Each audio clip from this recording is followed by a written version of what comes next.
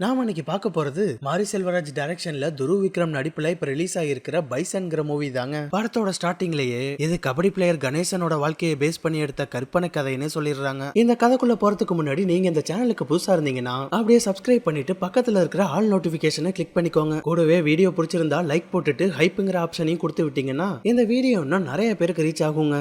படத்தோட ஓப்பனிங்ல 1990s நடக்கிற மாதிரி ஆரம்பிக்கிறாங்க. ஜப்பான்ல ஏசியா கேம்ஸோட India Pakistan kabaddi final match நடந்துட்டு இருக்குங்க. இங்க படத்தோட ஹீரோ கிட்டான் இந்த ஆட்டத்துல அவரை நிரூபிக்கிறதுக்காக வெறியோட காத்துக்கிட்டு இருக்க, அங்க அவரோட ஊர்ல மொத்த மக்களும் இந்த கபடி மேட்ச தூர்தர்ஷன்ல லைவ்ல உட்காந்து பாத்துக்கிட்டு இருக்காங்க. ஆனா இங்க என்னடானா இந்தியாவோட கோச் ஹீரோவை களத்துல இறக்கி விடாம வெறும் சப்ஸ்டியூட்டா உட்கார வச்சிருக்காப்ல. அங்க கூட ஹீரோவுக்கு குடைச்சல் கொடுக்குறாங்கப்பா. அப்படியே அந்த சீன்ல இருந்து கட் பண்ணா ஹீரோ யாரு, அவர் முதல்ல எப்படி ஜப்பான் வரையும் வந்தாருன்னு பிளாஷ்பேக் போகுது. இப்ப திருநெல்வேலி பக்கத்துல இருக்கிற ஒரு கிராமத்துல இருக்கிற ஸ்கூலை காட்டுறாங்க. ஸ்கூல்ல மொத்த பசங்களும் காலையில பிரேயர்ல இருந்தா ஹீரோ மட்டும் கிளாஸ் ரூம்ல உட்காந்து யாருக்கும் தெரியாம மத்த பசங்களோட 7-8 டிஃபன் பாக்ஸை எடுத்து வச்சு ஒரே ஆளா சாப்பிட்டுட்டு இருக்கான். அந்த நேரம்னு பார்த்து ரவுண்ட்ஸ் வந்துகிட்டு இருந்த பிடி சார் அதை பார்க்க 4 போடு போட்டு உடனே போய் அம்மாவை கூப்பிட்டுவான்னு சொல்லிடுறாரு. ஹீரோவும் உடனே அங்க இருந்து ஓடுறான். ஆனா அம்மாவை கூப்பிட போகாம 10-15 ரவுண்டு நிக்காம கிரவுண்ட சுத்தி ஓட ஆரம்பிச்சிடுறான். ஹீரோ இப்படிதாங்க கோவம் சோகம்னு எதுவா இருந்தாலும் டயர்ட் ஆகுற வரையும் நிக்காம ஓட ஆரம்பிச்சிருவான். ஹீரோவுக்கு அம்மா கிடையாது, அப்பாவும் அக்காவும் மட்டும் தாங்க. இப்ப வேற பிடி சார் அம்மாவை கூப்பிட்டுவான்னு சொல்லிட்டாரா,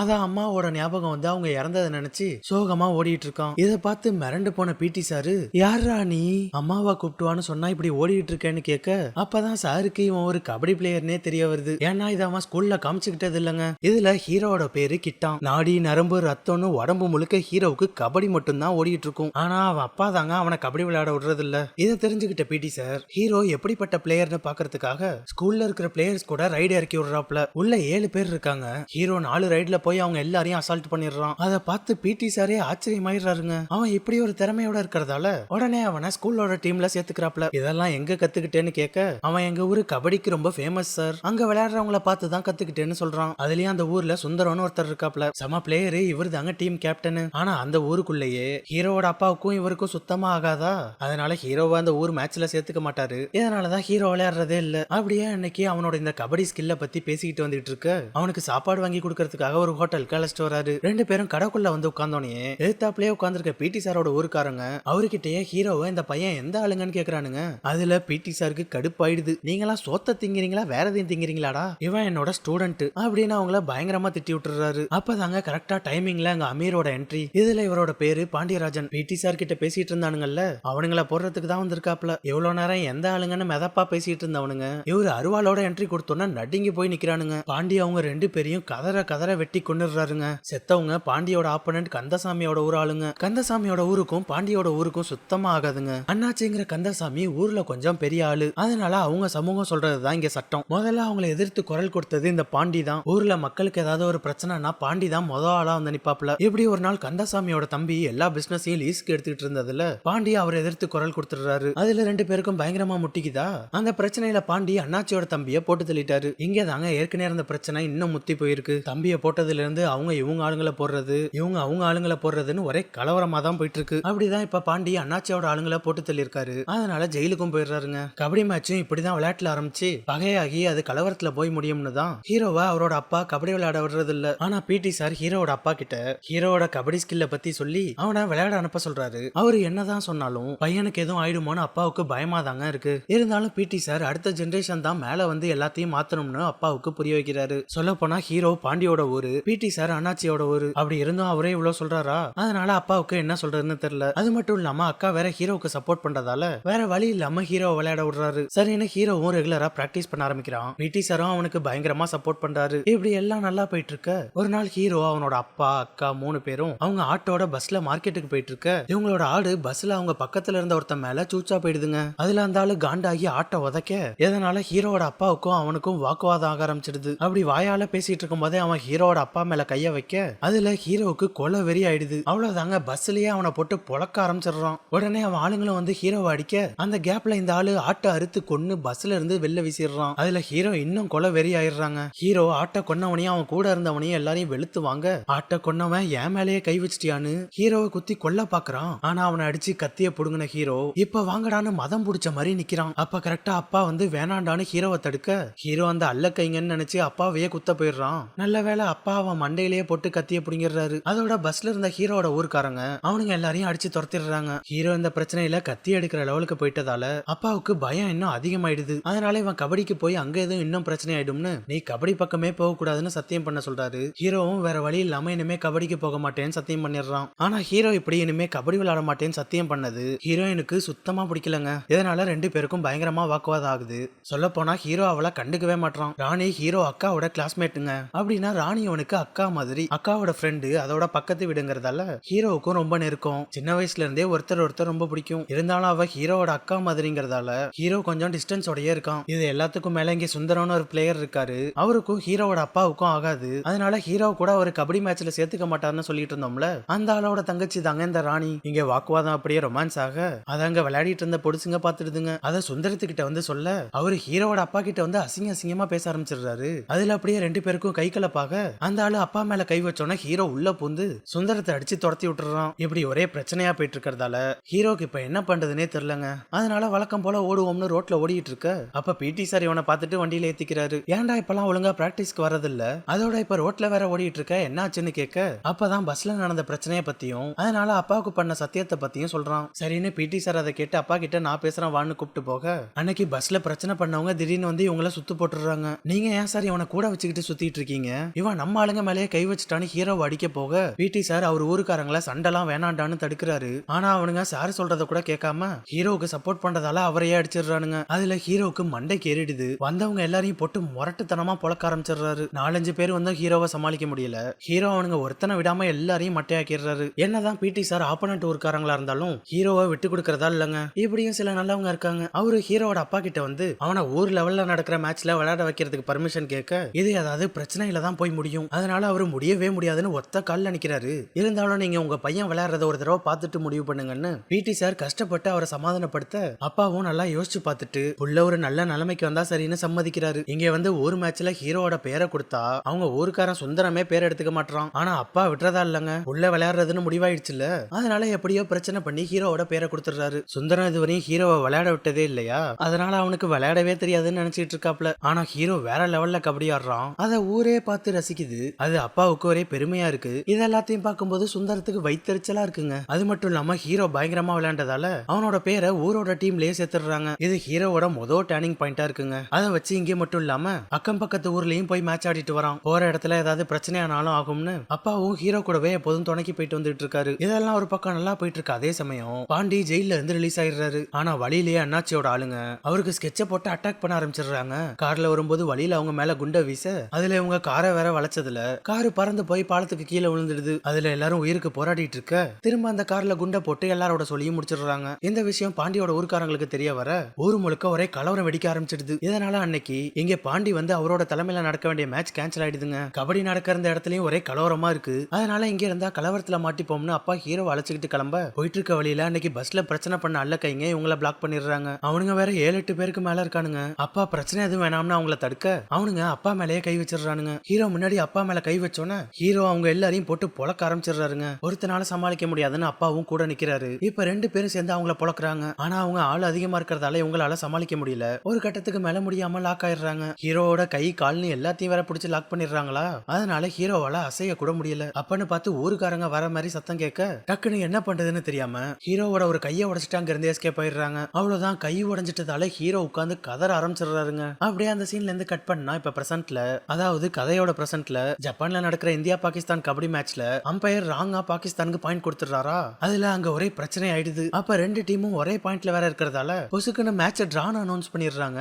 இந்தியன் டீம் கேப்டன் கோச் கிட்ட எதுக்கு இந்த மேட்ச் டிரா ஆகணும், நம்ம ரீமேட்ச் கேட்கலாம்னு சொன்னா ரீமேட்ச் வச்சா மட்டும் நீங்க ஜெயிச்சிருவீங்களா அப்படின்னு அவருக்கே நம்ம ரீமேட்ச் வச்சா ஜெயிப்போம்னு நம்பிக்கை இல்லங்க. அதுல இருந்து கட் பண்ணா திரும்ப பிளாஷ்பேக் காட்டுறாங்க. அண்ணாச்சியோட ஆளுங்க பாண்டிய அட்டாக் பண்ணாங்கல்ல, அவரு இன்னும் சாகலாம் இல்லங்க, உயிரோட தான் இருக்காரு. கொஞ்சம் கொஞ்சமா உடம்பு தேறிக்கிட்டு வராரு. அதோட அண்ணாச்சியை எப்படி போடுறதுன்னு பிளான் போட்டுக்கிட்டு தயாராயிட்டு இருக்காரு. அதே நேரம் ஹீரோவோட கையை உடைச்சதால அவர் அது மாதிரி பண்ணவங்க மேல கொலை வெறியில இருக்காரு. அவனுங்களை ஏதாவது செஞ்சே தீரணும்னு துடிச்சுக்கிட்டு இருக்க பிடி சார் தான் அவரை உட்கார வச்சு சமாதானப்படுத்துறாரு. நீயும் பதிலுக்கு விட்டு குத்துன்னு இறங்கிட்டா அவங்களுக்கும் உனக்கும் என்னடா வித்தியாசம், அவனுங்க அப்படிதான்னு தெரிஞ்சுட்டு அதனால அந்த தடை எல்லாத்தையும் தாண்டி மேல வரத்துக்கு ட்ரை பண்ணுன்னு அட்வைஸ் பண்றாப்ல. அது மட்டும் இல்லாம அடுத்து ஒரு டோர்னமெண்ட் இருக்கிறதால அதுல கான்சென்ட்ரேட் பண்ண சொல்றாரு. அந்த மேட்ச் அண்ணாச்சியோட ஊர்ல நடக்குதுங்க. ஹீரோ உடஞ்ச கையோடய அந்த மேட்ச் ஆடுறாப்ல. பேசுறாப்ல, ஒத்த கைய வச்சுக்கிட்டே அந்த போடு போடுறாப்ல. சொல்ல போனா எல்லாரையும் விட அந்த மேட்ச்ல ஹீரோ தான் பயங்கரமா ஆடுறாரு. அவர் ஆட்டத்தை பார்த்து மொத்த ஊரும் ஆச்சரியப்பட அண்ணாச்சியும் இது எல்லாத்தையும் பார்த்து பயங்கரமா என்ஜாய் பண்றாரு. அவரு கூட அந்த மேட்ச்ல ஹீரோவை பிளேயரா மட்டும் தாங்க பாக்குறாரு. ஆனா கூட இருக்கிற அல்லக்கை இருக்கானே,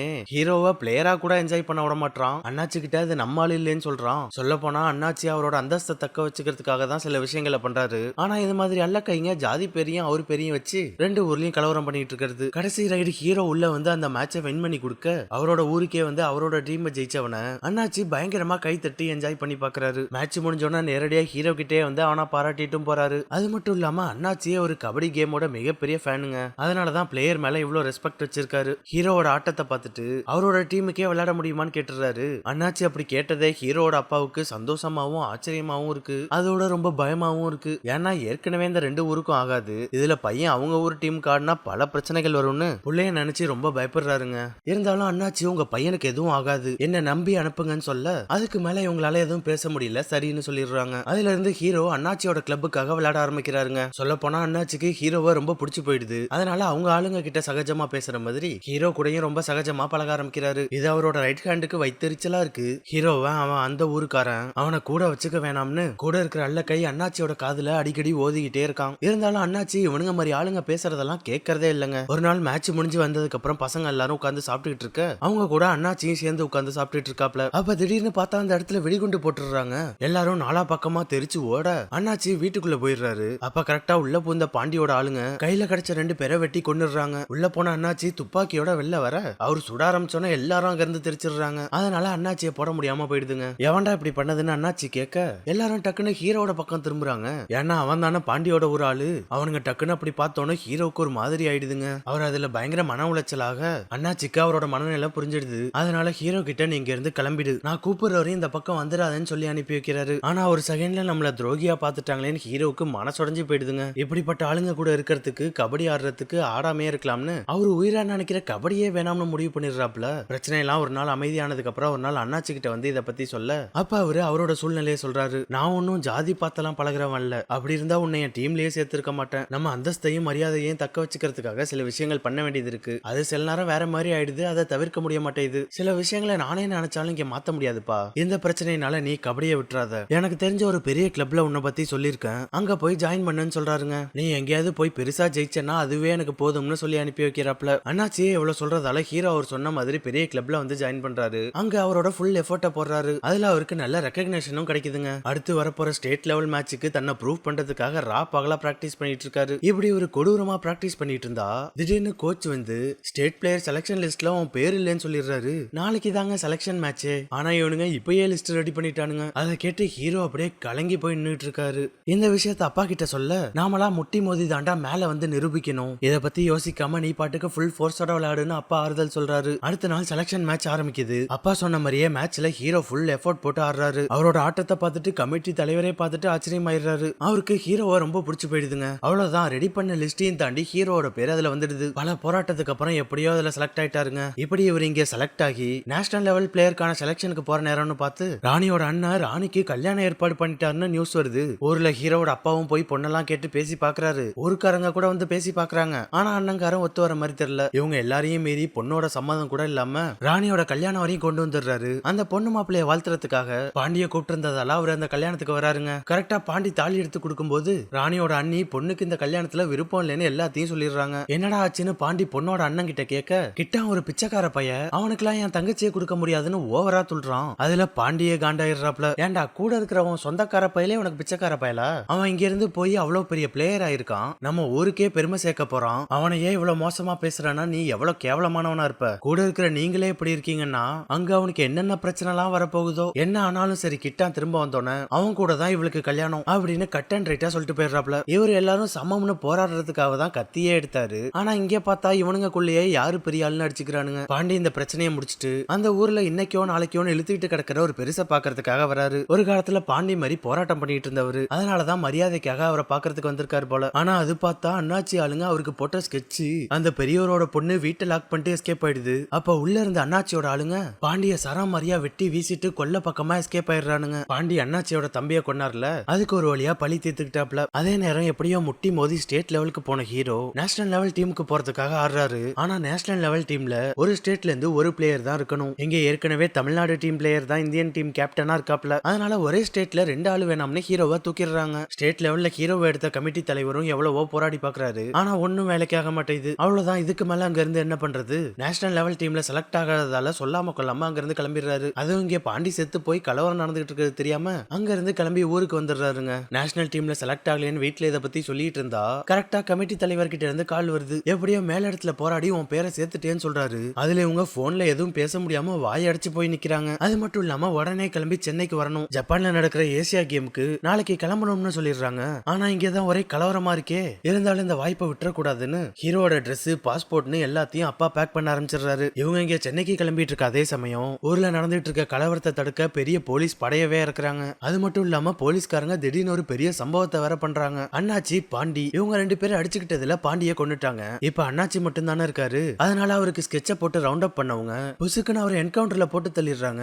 எப்படா இவ்வளவு பெரிய ஆளை பொசுக்குன்னு பிளான் போட்டு முடிச்சாங்கன்னு பார்த்தா இவர் இருக்கிற இடத்த காட்டி கொடுத்ததே அவரோட ரைட் ஹேண்ட் தான். அண்ணாச்சி ஆப்போனன்ட் ஊர்ல இருக்கிற ஹீரோ கூட பழகுறதெல்லாம் இவங்களுக்கு சுத்தமா பிடிக்கலங்க. அதான் பயப்புல பிளான் பண்ணி தலைவரோட சோழிய முடிச்சிட்டான். இன்னொரு பக்கம் ஹீரோவை சென்னைக்கு அனுப்பி வைக்கிறதுக்காக அப்பா அவரை ஊர்ல இருந்து யாருக்கும் தெரியாம அழைச்சிட்டு கிளம்புறாரு. எதுக்கும் ஒரு சேஃப்டிக்கு இருக்கட்டும்னு இடுப்புல கத்திய வேற சொருகிட்டு போறாரு. மெதுவா 2 பேரும் வயலோரமாவே போயிட்டு இருக்க ஒரு இடத்துல அங்க இருந்த போலீஸ்காரங்க இவங்கள பாத்துடுறாங்க. யாரு இவனுங்க இந்த நேரத்துல வெளில சுத்திட்டு இருக்காங்கன்னு கூப்பிட்டு செக் பண்ண அப்ப ஹீரோ அப்பாவோட இடுப்புல இருந்த கத்திய பாத்துடுறாங்க. இந்த நேரத்துல சுத்திட்டு இருக்கிறது கத்தியெல்லாம் பார்த்துட்டு யாரையோ போடதான் வந்திருக்காங்கன்னு நினைச்சுக்கிட்டு 2 பேரையும் போலீஸ்காரங்க அடிச்சு லாக் பண்ணிடுறாங்க. பையன் கபடி பிளேயர் சார், ஜப்பான் போகணும்னு எவ்வளவு சொன்னாலும் கத்தி வச்சிருந்ததால போலீஸ்காரங்க அதை நம்ப மாட்டாங்க. அப்ப கரெக்டா இன்னொரு போலீஸ் டீம் அந்த வழியா வராங்க. எல்லாரும் சேத்துல நின்னுட்டு இருக்கிறத பார்த்துட்டு இறங்கி வர அப்ப அதுல இருந்த கான்ஸ்டபிள் ஹீரோவை பார்த்துட்டு இவர் ஸ்டேட் கபடி பிளேயர் ஆச்சேன்னு சொல்றாரு. ஒரு போலீஸ்காரர் ஹீரோவை கபடி பிளேயரா ரெகக்னைஸ் பண்ணது அவருக்கு பயங்கர பெருமையா ஃபீல் ஆகுது. மேட்சுக்காக ஜப்பான் போறாருன்னு தெரிஞ்ச உடனே போலீஸ்காரங்களே ஹீரோவை ஜீப்ல ஏத்தி வழி அனுப்பி வைக்கிறாங்க. அப்படியே கட் பண்ணா இப்ப ஜப்பானை காட்டுறாங்க.